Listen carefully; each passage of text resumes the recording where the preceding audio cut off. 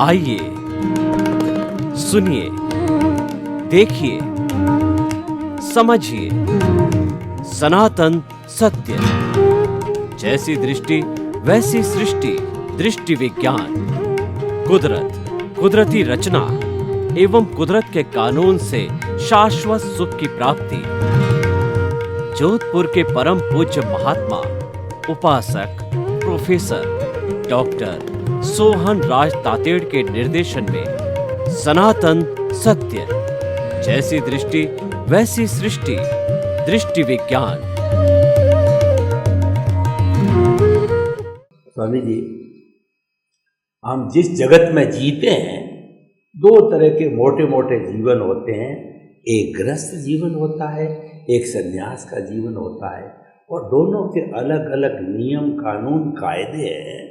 तो सामान्य व्यक्ति गृहस्थ जीवन में आता है, क्योंकि दोनों जीवन में से एक को भी स्वीकार नहीं करे तो वह व्यक्ति समाज की नज़र में अनैतिक हो जाता और अनैतिकता कर बैठता है, क्योंकि उसके ऊपर कोई जिम्मेवारी नहीं, उसके ऊपर कोई मर्यादा नहीं, उसका स्वयं का कोई लक्ष्य, वो लक्ष्य विहीन है। ये हमारे शास्त्र भी बताते हैं, हमारी आश्रम व्यवस्था भी बताती है।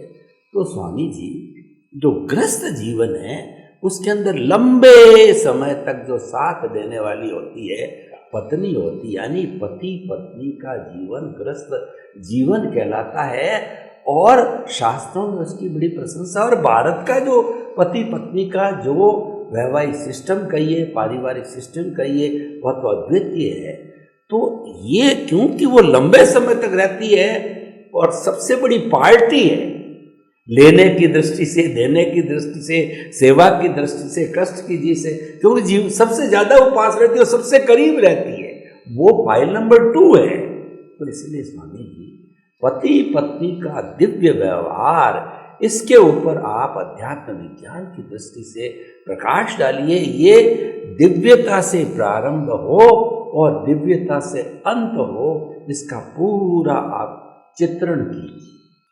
देखो, जीवन और दिव्य जीवन, इसमें बहुत अंतर है। जीवन एक दूसरे से एडजस्ट होकर जीना, एक दूसरे को हेल्प करने के लिए जीना, शांति से जीना, सुख प्राप्ति के लिए जीना, परिवार के लिए जीना, एक दूसरे को समझ कर जीना, ये एक बात है।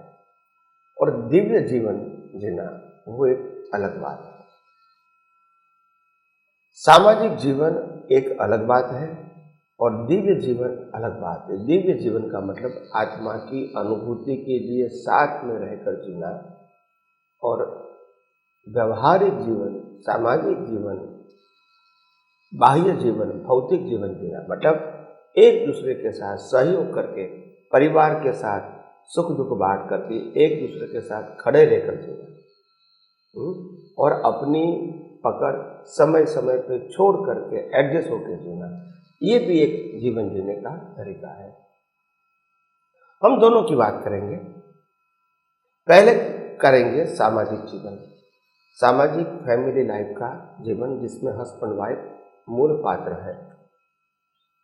हस्बैंड वाइफ दोनों को अपने जीवन में इतना तो जरूर समझना पड़ेगा कि हम दोनों को माता पिता ने ही जन्म दिया है, चाहे लड़का है चाहे लड़की, और कुदरत ने हम दोनों को साथ में रहने का एक संजोग दिया है, पति पत्नी के रूप में।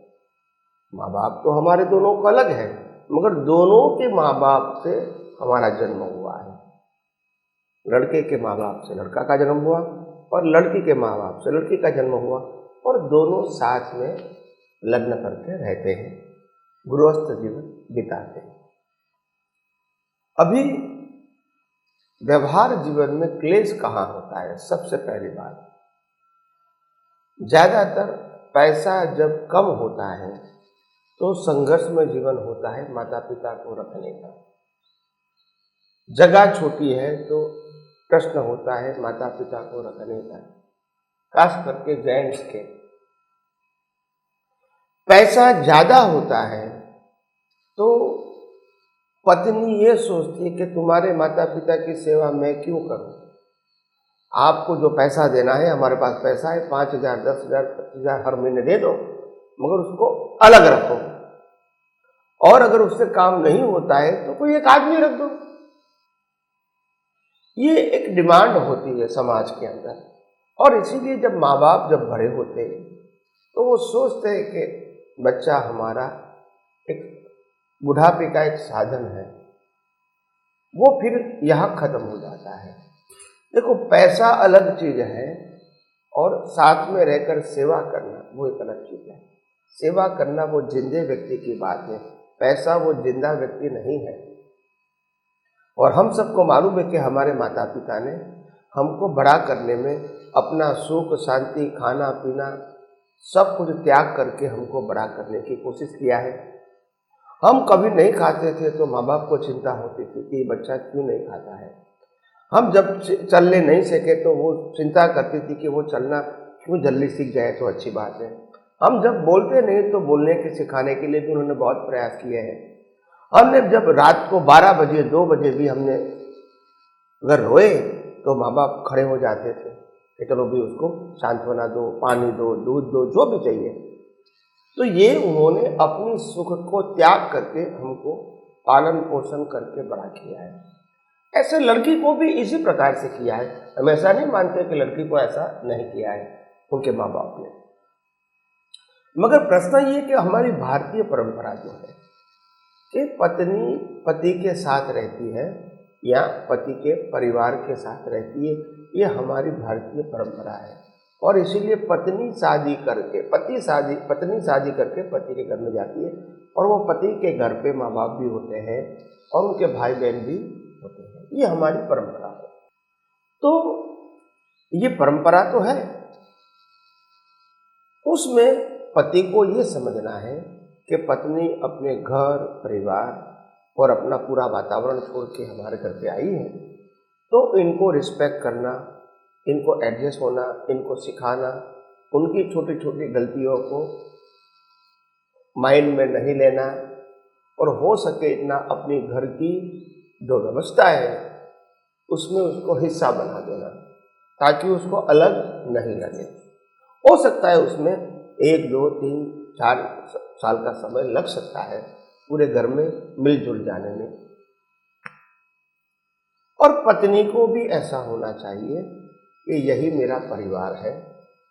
ऐसा नहीं कि मेरा माँ बाप या भाई बहन नहीं है, मगर ये परिवार इसीलिए कहा गया क्योंकि ज़्यादातर मेरे को उसी परिवार के साथ समय बिताना है।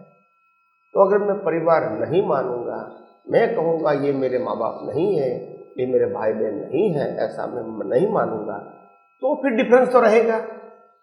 आपको मालूम है आपके घर में आपके माता पिता भी थे, आपके भाई बहन भी थे और डिफरेंस ऑफ ओपिनियन उस समय भी होता था, मगर उस समय आपकी दृष्टि में क्या था, ये मेरे भाई बहन है, ये मेरे माता पिता है।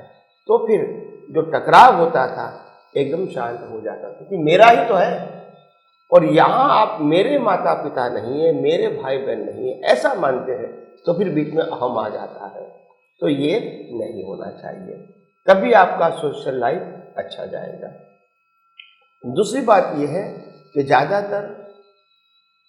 ज़्यादातर व्यवहार जीवन में क्या होता है कि माँ बाप तो माँ बाप होता है, चाहे लड़की का चाहे लड़का का, और दोनों को कोई भी तकलीफ है, कोई भी एज में, शारीरिक कहो, आर्थिक कहो, मानसिक कहो, सामाजिक कहो, ऐसे प्रॉब्लम जीवन में आते रहते हैं। तो हमको खड़ा रहना है, वो सोच हमारी होनी चाहिए। लड़के के माँ बाप भी माँ बाप है और लड़की के माँ बाप भी माँ बाप है और दोनों को जन्म दिया है, बड़ा पाल पोस के बड़ा किया है। तो दोनों की जिम्मेदारी होती है कि अपने माता पिता को समय समय पर जरूरत के मुताबिक हेल्प करें। यहाँ प्रश्न ये आता है कि लड़की क्या कहती है कि लड़के के माँ बाप को आप ज़्यादा हेल्प मत करो, पैसा मत दो, सुविधा मत दो, और लड़की को लगता है कि क्योंकि मैं तो यहाँ रहती हूँ तो मैं जब भी जाऊँ तो मेरे माता पिता को और ज़्यादा हेल्प करूँ, प्यार करूँ, उनके साथ समय बिताओ, ये रहता है, करेक्ट है, गलत नहीं है। मगर प्रश्न ये है कि लड़की को लड़के के माँ बाप को भी माँ बाप मानना चाहिए और लड़के को लड़की के माँ बाप को भी माँ बाप मानना चाहिए और दोनों को दोनों माँ बापों को हेल्प करना चाहिए, तभी आदर्श जीवन बनेगा। वो माँ बाप शब्द फिर इसमें लड़का लड़की का नहीं आना चाहिए। भी तुम्हारे माँ बाप को तकलीफ है तो हम दोनों जाएंगे, भी तुम्हारे माँ बाप को तकलीफ है हम दोनों जाएंगे, यानी खड़े रहेंगे तन से मन से धन से, तभी दोनों का जीवन अच्छा रहेगा।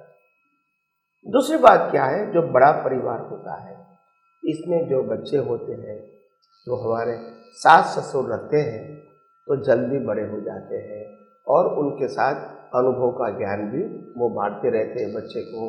तो जो अच्छी अच्छी शिक्षा हम नहीं दे पाते, क्योंकि हम आजकल के माँ बाप दोनों जॉब करते हैं, बिजी होते हैं, उनके पास समय भी नहीं है और शाम को आते हैं, खाना पीना खा के थक जाते हैं, तो बच्चे को पढ़ाना या शिक्षा देना ये जिम्मेदारी होती है, वो भी वो निभा सकते नहीं है। तो इसीलिए जो घर में बुजुर्ग माँ बाप हैं उसको भी इज्जत करो और उनके हवाले बच्चे को सौंपो, तो हमारी एक जिम्मेदारी वो हल्की कर देता है। दूसरी बात, हमको कहीं दोनों को बाहर जाना है तो बच्चे को रखता है। तीसरी बात, अगर बच्चा बीमार भी हो जाता है तो वो संभाल लेता है, बच्चा छोटा भी है तो वो संभाल लेता है, यानी बहुत सारे काम माँ बाप करते हैं। तो इसीलिए उनको भी लगना चाहिए कि 15, 20, 25 साल तक जो बच्चे बड़े हो जाते हैं वहाँ तक मेरे को माँ बाप की तो बहुत ज़रूरत है। तो बच्चे को, लड़के को ऐसा मत कहो कि तुम अपने माँ बाप से अलग हो जाओ, ऐसा मत कहो।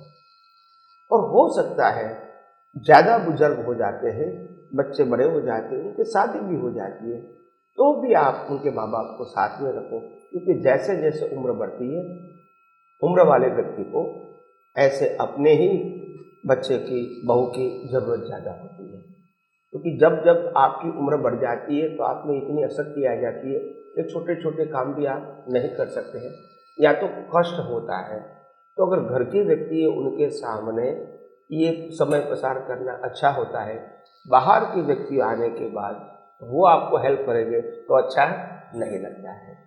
तो इसीलिए मैं समझता हूँ संयुक्त परिवार में रहना वो पूरे परिवार के लिए हितकारी है और उसमें कोई डिफरेंसेस नहीं होना चाहिए। तो और दूसरी बात है कि दिव्य संबंध पति पत्नी का, दिव्य संबंध का मतलब होता है दोनों जीवन तो जीते हैं, जैसे सामाजिक जीवन जिएंगे ऐसा ही जीवन जिएंगे, मगर दोनों की दृष्टि में ये रहेगा हम कैसे आत्मा का अनुभव कर सकें, आध्यात्म के बारे में कब सोचेंगे, आध्यात्म के बारे में कब जानेंगे, आध्यात्म के बारे में कब हम आगे बढ़ेंगे। उस आधार से हम पति पत्नी के स्वरूप में जी रहे हैं। तो पति पत्नी तरीके जीवन जीना ये हमारा उदय कर्म जरूर है, मगर हमारा गोल है खुद के आत्मा की अनुभूति। तो ये लक्ष्य में रखकर जीवन होता है, इसको कहते हैं दिव्य जीवन। तो दोनों जीवन में भी हमको आगे बढ़ने के लिए एक पवित्र रिश्ता होना चाहिए, समझदारी का रिश्ता होना चाहिए।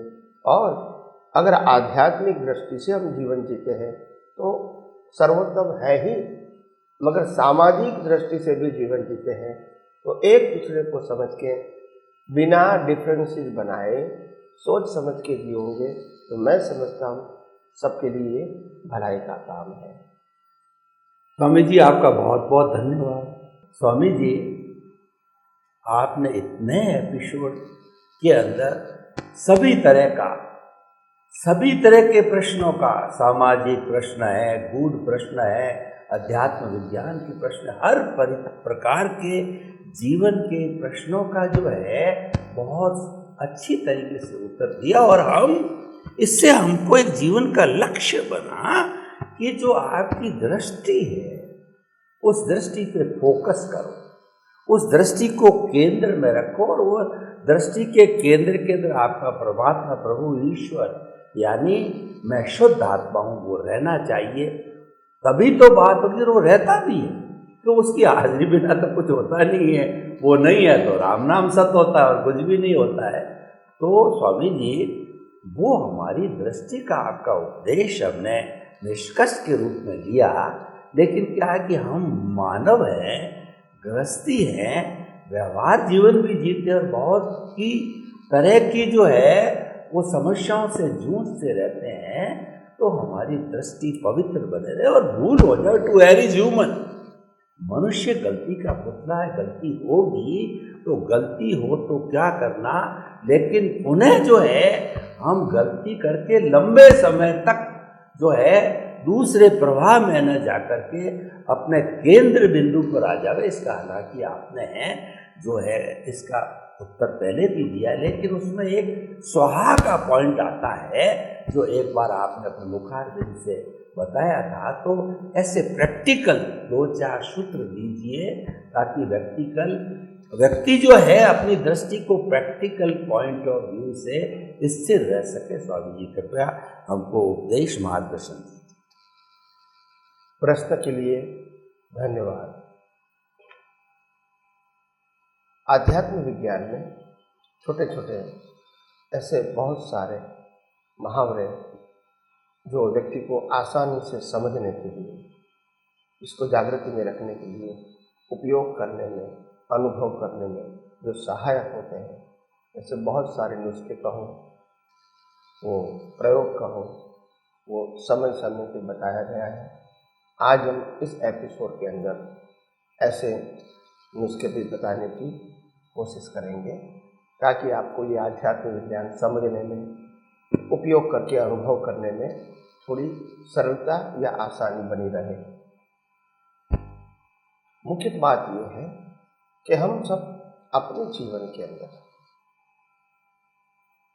आत्मा को तो मानते हैं और शरीर को तो मानते ही हैं। प्रश्न ये है कि हम शरीर को मानते हैं, आत्मा को भी मानते हैं, मगर आत्मा की जागृति, आत्मा के बारे में जो जागृति होनी चाहिए, जीवन जीते जीते ही सभी परिस्थितियों में वो नहीं रहती है। सिर्फ शरीर के बारे में और शरीर के संयोग और अवस्थाओं के बारे में ही हमारी जागृति काम करती है। आत्मा की हाजिरी के बारे में, आत्मा के अस्तित्व के बारे में और आत्मा के रोल के बारे में, हर अवस्था में आत्मा का रोल होता ही है, वो जागृति, वो इम्पोर्टेंट और वो उपयोग और अनुभव जो करना चाहिए वो हम नहीं करते हैं। तो आज मैं आपको ये बताना चाहता हूँ कि कीमत आत्मा की है और आत्मा के अलावा संजोगों की है। सबसे पहली बात, जो विनाशी चीज है उनकी वैल्यू 0 रहेगी। आती है, जाती है, जन्म और मृत्यु, इसकी वैल्यू 0 रहेगी। और जिसका जन्म, जीवन, मृत्यु नहीं है, इसकी कीमत 1 रहेगी। 1 का मतलब 0 नहीं होगा, 0 का मतलब 1 नहीं होगा। 1 यानी परमानेंट, 0 यानी टेम्पररी। तो अगर हम इसको देखा जाए तो हमारे शरीर के अंदर आत्मा तो है, तो आत्मा की कीमत कितनी रहेगी? 1 और 0 के हिसाब से तो क्या 1 रहेगी। शरीर की कीमत क्या रहेगी? तो क्या 0। संबंधों की कीमत क्या रहेगी? तो क्या 0। साधनों की कीमत क्या रहेंगी? तो क्या 0। संपत्ति की कीमत क्या रहेंगी? 0। डिग्री की या स्टेटस की कीमत क्या रहेगी? तो क्या 0। जीवन के अच्छे बुरे संजोगों की कीमत क्या रहेगी? तो 0। जीवन में जो कुछ प्राप्त किया है और जो कुछ छूट गया है उसकी भी कीमत क्या रहेगी? 0। हर रिलेटिव सत्य की कीमत 0 रहेगी। मगर क्योंकि आगे 1 है, उसके बाद 0 है, तो सभी 0 की वैल्यू हो जाती है। हालांकि वैल्यू नहीं होनी चाहिए मगर हो जाती है। मेरे पास आत्मा है, इसलिए मैं शरीर के साथ अहम कर सकता हूं कि ये मेरा शरीर है, मगर आत्मा नहीं है तो नहीं करते। मेरे पास आत्मा है और संपत्ति है तो बोल सकता हूं कि ये मेरे पास इतनी संपत्ति है, मगर वही संपत्ति है और आत्मा निकल गया तो जीरो। मेरे पास इतने पति पत्नी परिवार माँ बाप है, ऐसा मैं बोल सकता हूं, मगर आत्मा नहीं है तो जीरो। मैं डॉक्टर हूं, मैं चार्टर अकाउंटेंट हूं, मैं इंजीनियर हूं, मैं लॉयर हूं और प्रोफेसर हूं, मैं बिजनेसमैन हूं, मैं बड़ा जॉब करने वाला, हाई पोस्ट पे मैनेजर वगैरह की पोस्ट पे जॉब करने वाला हूं, मगर आत्मा नहीं है तो जीरो। हर अवस्था की कीमत आत्मा के आधार से है, नहीं कि उनकी स्वयं कीमत है। तो अवस्था की कीमत आत्मा की हाजिरी के बिना नहीं हो सकती है। तो हमको जीवन में ये समझना है कि जीवन को जीना है और व्यवहार सत्य को ध्यान में रख कर ही जीना है, वो भी हम मना नहीं करते हैं, मगर व्यवहार सत्य के सामने सनातन सत्य की इम्पोर्टेंट समझ के जीना है, ये हम भूल जाते हैं। व्यवहार सत्य की कीमत कम नहीं करता हूं, मगर सनातन सत्य की कीमत उसके आधार से ज्यादा है, क्योंकि उनके आधार से व्यवहार सत्य है। अगर सनातन सत्य नहीं है तो व्यवहार सत्य तो है ही नहीं। तो बात हमको समझनी पड़ेगी कि हम अपने जीवन के अंदर जिस प्रकार से जीवन जी रहे हैं उसमें हमको भले व्यवहार सत्य का इंपॉर्टेंट उस अवस्था के रूप में तो रहेगा, मगर आत्मा से ज्यादा इंपॉर्टेंट उसका नहीं रहेगा, क्योंकि वो अवस्था खुद ही टेम्पररी है और आत्मा तो परमानेंट है, जो सभी अवस्थाओं के अंदर उनकी हाजिरी है। मगर सभी अवस्था की हाजिरी परमानेंट नहीं है। वो आएगी जाएगी, शुरुआत होगी एंड होगा, जन्म होगा मृत्यु होगा, फायदा होगा नुकसान होगा। आज मेरा है कल दूसरे का भी हो सकता है, सत्ता संपत्ति संबंध और साधन। तो और लास्ट में कम से कम अगर जीवन भर तक रहा तो भी अंत में तो छोड़ना ही है, इसमें कोई ऑप्शन नहीं है। तो जो टेम्पररी है वो टेम्पररी प्रूव होगा ही, आप मानो या न मानो। तो फिर हम टेम्पररी के साथ परमानेंट की कीमत क्यों नहीं करें, क्योंकि वो तो साथ में आने वाला है, इसका अंत आएगा नहीं। तो मैं ये कहता हूँ जीवन में भले अवस्था के रूप में टेम्पररीली जीरो की वैल्यू जरूर करो, मगर परमानेंट की वैल्यू भूल के जीरो की वैल्यू करने की जरूरत नहीं है। तो मैं समझता हूँ आध्यात्म के मार्ग में, आत्मा की अनुभूति के मार्ग में आप धीरे धीरे इस एग्जाम्पल के द्वारा या एग्जाम्पल की सोच द्वारा आप आगे बढ़ सकते हैं और आत्मा की वैल्यू समझ के धीरे धीरे रिलेटिव सत्य की वैल्यू अवस्था के मुताबिक खत्म करके केवल आत्मा की ही वैल्यू रहे, क्योंकि हमको आत्मा की ही अनुभूति करना है। यह अध्यात्म विज्ञान का सार है। तो आपको ये बात समझनी पड़ेगी। दूसरी बात, सेंटर एंड सर्कल। कोई भी सर्कल सेंटर के बिना नहीं होता है। सेंटर होता है, सर्कल थोड़ा छोटा बड़ा हो सकता है, सर्कल टेम्पररी भी हो सकता है, लंबे समय के लिए भी हो सकता है, मगर सर्कल विनाशी होता है और सेंटर सभी अवस्थाओं में स्थिर होता है। तो हमको समझना पड़ेगा जीवन में आत्मा वो सेंटर है और शरीर और उनकी अवस्था वो सर्कल है। उत्पन्न होगा नाश होगा, जन्म होगा नाश होगा, आएगा चला जाएगा, ये सब कुछ होता रहेगा। सत्ता संपत्ति संबंध और साधन और जन्म जीवन मृत्यु भी होता रहेगा। तो सेंटर है आत्मा। सभी सर्कलों के बीच भी सेंटर को मत भूलो, क्योंकि सेंटर तुम है और सर्कल कुदरत का है, वो आएगा और चला जाएगा। उसका बिगिनिंग भी है, एंड भी है, प्राप्ति भी है और नुकसान भी है। तो ये सब होता रहेगा, मगर सेंटर तो हर हमेशा रहेगा। तो जीवन में सेंटर को छोड़ के सर्कल की कीमत मत करो, सेंटर की ही कीमत करो। सर्कल तो उत्पन्न होगा और नाश होगा, अपने आप आया है और अपने आप समाप्त हो जाएगा। तो इसीलिए अगर ये बात समझोगे तो भी आपको आध्यात्म के जीवन में आगे बढ़ने में ये एग्जाम्पल आपको सहायक बन सकता है। तीसरी बात है आध्यात्मिक यज्ञ। यज्ञ शब्द जब हम सुनते हैं तो हमको मालूम होता है यज्ञ का मतलब स्वाहा करना, होम करना, हवन करना, इसको ही हम यज्ञ बोलते हैं। तो फिर यह आध्यात्म यज्ञ क्या है? आध्यात्म यज्ञ का मतलब इसमें भी तो स्वाहा करना है। क्या स्वाहा करना है? क्योंकि जो मैं नहीं हूँ और मेरा नहीं है फिर भी मेरे पास है, इसीलिए मैं उसको मैं और मेरा नहीं मानता हूँ, तो फिर मैं उसको स्वाहा करता हूँ। तो यहाँ स्वाहा करना और स्वाहा नहीं करना, उसके बीच लाइन ऑफ डिमार्केशन है। मैं आत्मा हूँ, मैं चेतन हूँ, मैं अविनाशी हूँ और मैं अनंत शक्ति वाला हूँ, ये मैं हूँ, परमानेंट। इनमें से कोई भी वस्तु को, कोई भी अवस्था को स्वाहा नहीं करना है।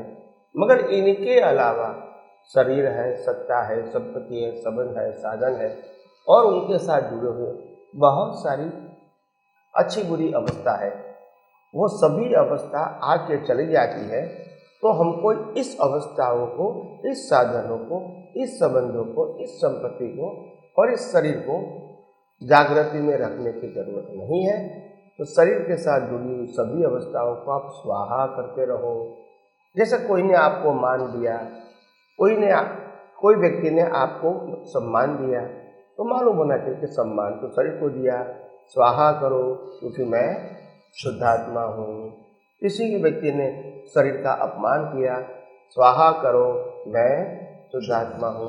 किसी व्यक्ति ने हमको हेल्प किया, स्वाहा करो क्योंकि मैं शुद्धात्मा हूँ। किसी व्यक्ति ने हमारा नुकसान कर दिया, स्वाहा करो मैं शुद्धात्मा हूँ। कोई कहते हैं तुम युवा हो, बालक हो, वृद्ध हो, स्वाहा करो मैं शुद्धात्मा हूँ।